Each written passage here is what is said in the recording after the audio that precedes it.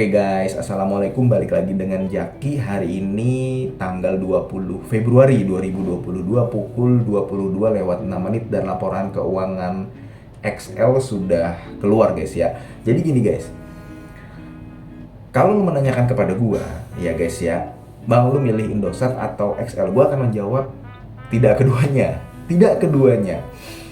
Gue mendingan milih Telkom daripada XL atau ISAT. Kenapa guys? Sebenarnya gampang. Lu lihat aja dari laporan keuangannya, salah satunya nih guys ya. Laba bersih di tahun 2020 itu 371 miliar. Tahun 2021 1,2 triliun. Tahun 2022 kuartal 1 dia mengantongi 139 miliar. Tahun 2022 kuartal 2 dia 600 miliar, 900 miliar, kemudian 1,1 triliun. Yang mana pendapatannya di tahun 2022 secara full year itu adalah 29 triliun.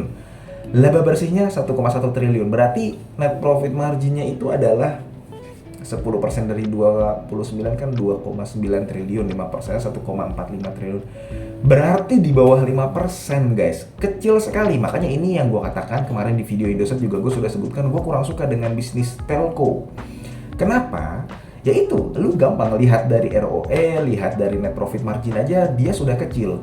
Indosat ROE-nya besar, net profit marginnya sempat besar karena dia menjual salah satu saham dari anak perusahaannya. Di tahun 2021, ISAT juga menjual beberapa menara. Bahkan di tahun 2022 ini kalau lu lihat berita, MTEL yang kemarin baru IPO dan dapat dana cukup besar ya guys. Kalau gua nggak salah lebih dari 15 triliun deh. Lebih dari 15 triliun MTEL. Itu dia juga lagi proses akuisisi, masih proses akuisisi beberapa menara dari Indosat.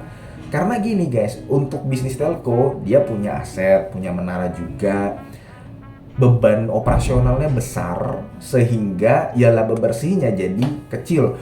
Sudah begitu dia sudah melakukan pemeliharaan terhadap aset-asetnya, penyusutan, depresiasi, dia juga sewa juga untuk menjangkau ke seluruh Indonesia. Itu kan juga butuh tebik, butuh TOWR, butuh MTEL, butuh sewa menara di wilayah-wilayah lain yang tidak terjangkau, yang tidak ada asetnya itu sendiri, sehingga sudah ada biaya operasional yang besar, kemudian ada liabilitas sewanya juga, beban bunganya juga besar. Ini yang membuat si Indosat sama XL salah satunya guys ya, laba bersihnya kecil, sangat kecil kalau tidak menjual asetnya. Makanya kalau lu perhatikan kemarin kan XL sempat reissue ya guys ya, dan dia digunakan untuk membayar hutang karena hutangnya juga cukup besar.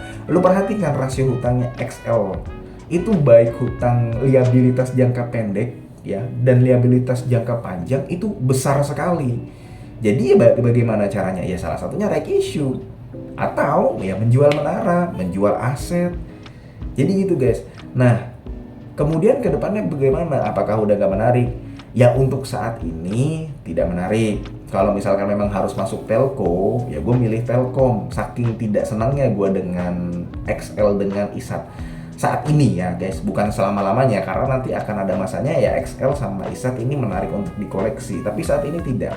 Kenapa lebih milih Telkom? Beda kaitannya. Telkom big cap.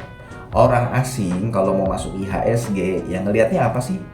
BCA, BRI, BNI, Telkom. Jadi yang besar-besar. Kalau misalkan Indosat sama si XL, ya memang dia cukup besar. Hanya saja ya secara valuasi tidak terlalu murah. Sudah begitu bukan big cap juga ya. Kapitalisasinya sih betul lebih dari 20 triliun ya, tapi ya tidak sebesar Telkom gitu loh. Tidak menjadi pilihan utama untuk orang-orang yang asing mau masuk IHSG itu enggak. Kemudian valuasinya juga nggak murah-murah amat ya. Itu Indosat sama si XL, terutama XL ini. Kemudian gini guys, gue sedikit kasih gambaran aja guys ya terkait dengan beban.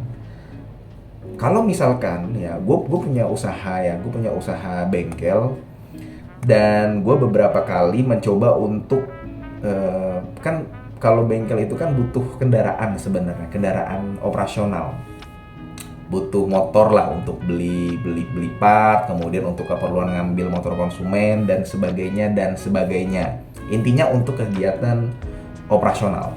Tapi gue mengakalinya, gue nggak beli motor, nggak membeli motor second, nggak membeli motor baru, nggak, karena costnya akan besar di awal. Belum nanti biaya pemeliharaannya, belum nanti beli bensinnya, belum nanti ganti olinya, siapa yang mau tanggung jawab. Jadi yang gue lakukan apa? Supaya meminimalisir cost, gue pakai aja motornya pegawai, tapi nanti dibelikan bensin, des.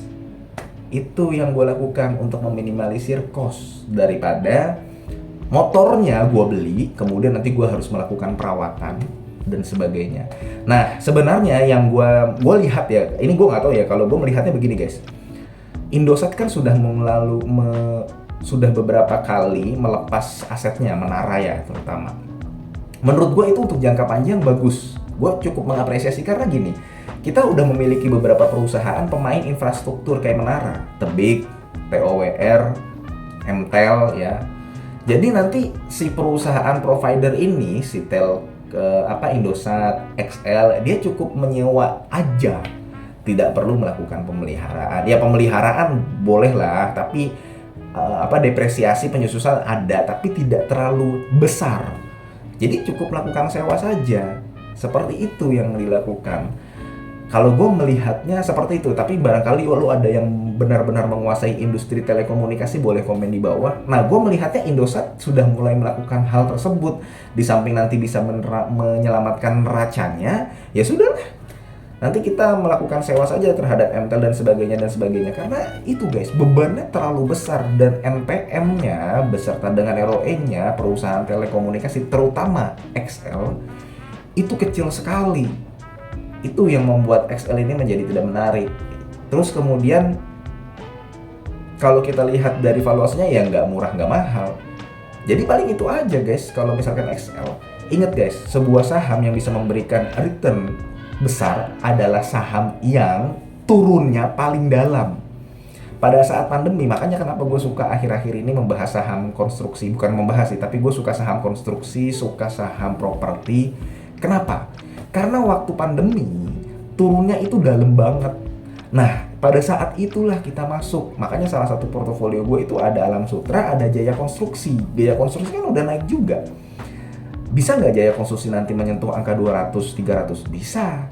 Tapi kalau XL bisa nggak sampai ke 5.000, 6.000, 4.000? Berat. Bisa nggak Indosat sampai 12.000 per lembar? Mencetak bagger gitu? Berat. Apalagi kinerjanya turun di tahun 2022. Jadi itu aja sih guys kalau gue melihatnya. Ya mudah-mudahan video ini bermanfaat. Semoga lu sehat selalu sehingga kita bisa bertemu kembali di video-video selanjutnya. Ini bukan ajakan jual beli, dan sekali lagi kesimpulannya untuk XL dan Indosat, terutama XL ini ya belum menarik. Adapun kalau misalkan sahamnya naik pada hari ini gitu ya, tanggal 20 Februari, ya kita udah sering lah melihat anomali ya. Ketika kinerjanya bagus sahamnya turun, ketika kinerjanya jelek sahamnya malah naik. Itu hal yang wajar kalau dilihat dari jangka pendek. Tapi untuk jangka panjang, no. Ya, gua akhiri. Wassalamualaikum warahmatullahi wabarakatuh.